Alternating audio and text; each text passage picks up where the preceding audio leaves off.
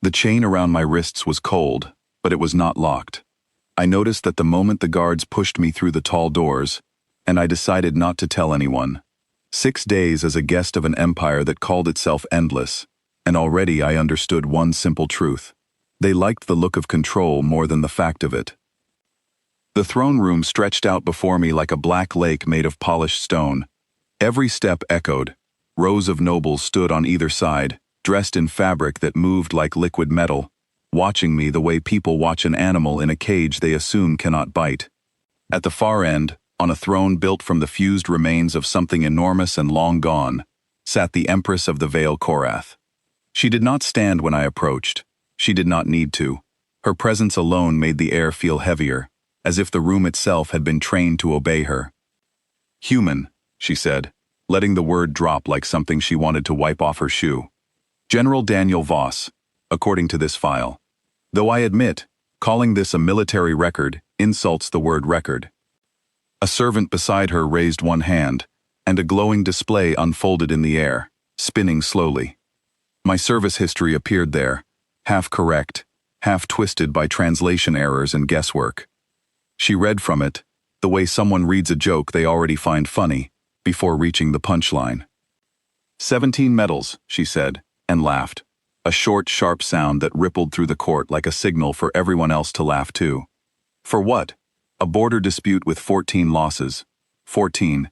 We lose more than that during a routine inspection failure. Your species pins ribbons on yourselves for the smallest scratches. I said nothing.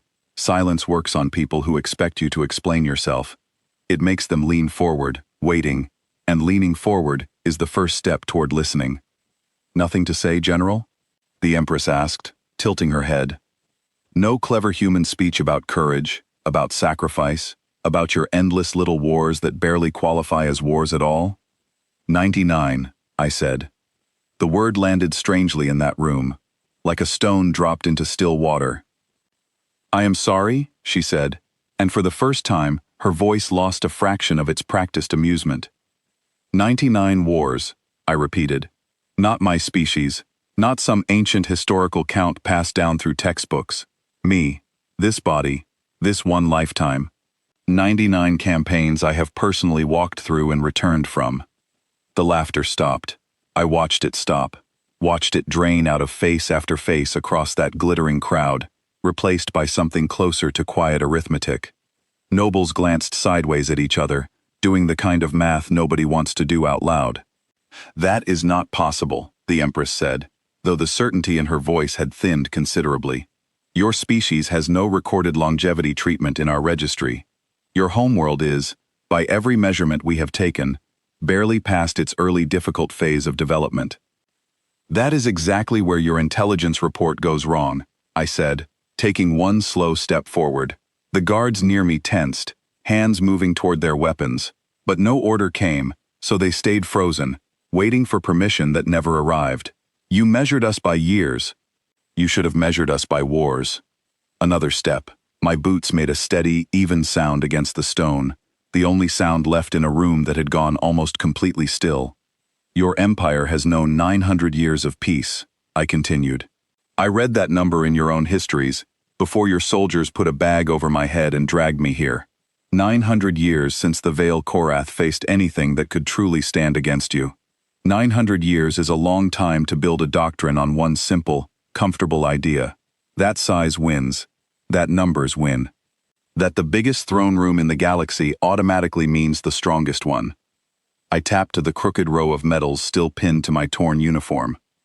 "This one is from a defense that lasted 412 days straight. We ran out of nearly everything, except reasons to keep standing. This one is from a campaign fought entirely underground, in total darkness, against something that did not understand the concept of giving up, so we had to learn to outlast it instead. This one," I paused, letting the silence stretch. "You would not believe this one if I told it plainly, so I will not waste your time trying." "You are lying," the Empress said, but the words came out like someone checking a door they already suspected was unlocked. "Ask your own historians," I said. "What became of the last 3 great powers that decided humanity looked small and manageable on paper?" Ask them why none of those powers exist today in any shape you would recognize. We do not get 900 years of peace, Your Majesty. Something about the world we came from, the scarcity we grew up inside, the pressure that shaped every single generation before mine, means we never really stopped. 99. Wars is not a boast. It is closer to an average. It is simply what happens to a people who learn to treat conflict as ordinary weather instead of rare catastrophe. Nobody in that vast hall made a sound. I could hear my own breathing, steady and even, and somewhere far above, the faint hum of the building itself, older than most of the empires I had ever crossed. You brought me here, I said, to mock a handful of ribbons, because in your world, losing 14 people during a conflict is rare enough to make headlines for a season. Where I come from, that same number barely makes the evening report, and we still light a candle for every name, and we still show up for the next difficult moment anyway, because walking away was never something our people learned how to do. I looked past the Empress, toward the tall windows behind her throne, where the light of some distant star spilled across the black floor in long golden lines. You should have read the file more carefully, I said. Or better yet, you should have asked yourself why a species with only 17 listed medals sent someone with 99 wars behind him to sit in chains that were never actually locked. At that, a young officer near the throne, a woman named Priya, shifted her weight and looked down at my wrists, then quickly looked away, as if she had noticed something she was not supposed to see. I let the moment pass without comment. There would be time for that detail later, and rushing it now would only waste the tension I had spent 6 days building. 99, the Empress repeated, quiet now, almost to herself, as though saying the number again might somehow make it smaller.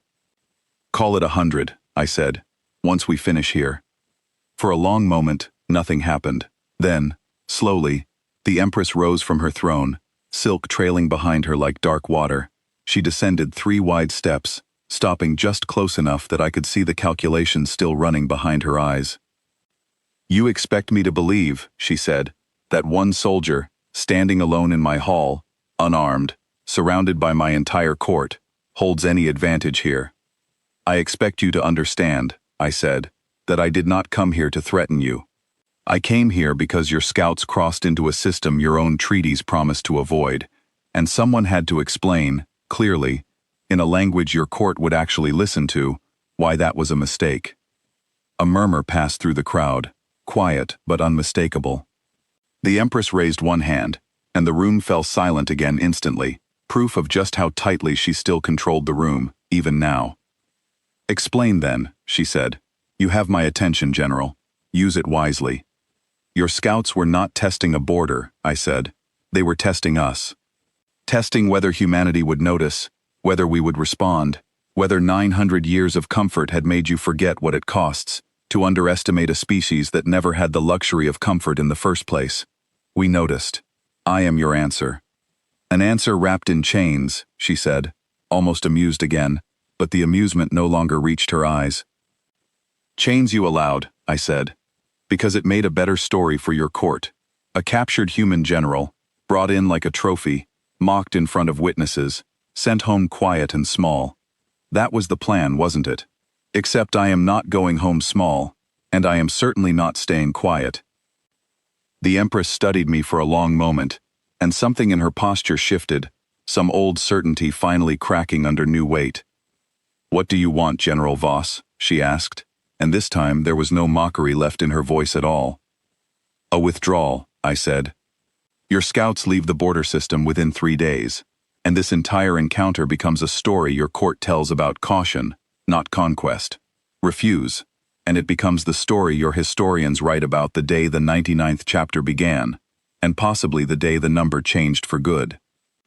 Silence stretched again, longer this time, heavier, filled with the quiet sound of an empire recalculating everything it thought it understood about the smallest, strangest species it had ever chosen to mock.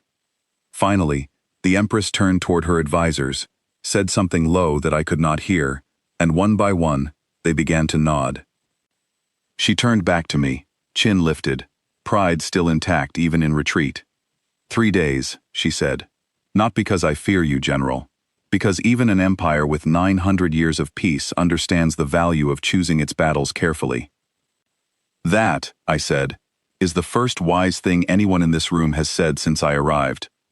The guards finally moved, not to restrain me, but to lead me back toward the tall doors, chains still hanging loose and useless around my wrists. As I walked away, I heard the murmurs rising behind me, hundreds of quiet conversations breaking out at once, an entire court trying to understand what had just happened in their own silent hall. Behind me, the throne room of the Vale Korath Empire, a place built on 900 years of untouched confidence, had absolutely nothing left to say.